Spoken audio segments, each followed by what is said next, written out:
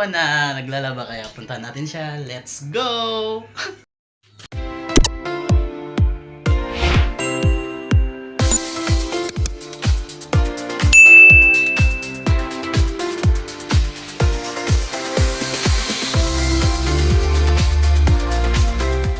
And broken po siya.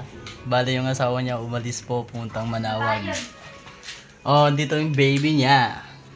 Saka ngayon guys, kakauwi ko lang galing work ko, nagtinda sa palengke kaya datnan ko yung aking asawa na naglalaba kaya puntahan natin siya. Let's go!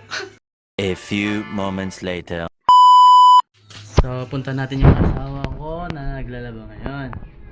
So guys, balik kakauwi ko lang po kanina galing work ko sa trabaho kaya nadatnan ko siya naglalaba. Kaya ngayon, nandito siya. Hi asawa! Oh, pagod na yung asawa ko oh.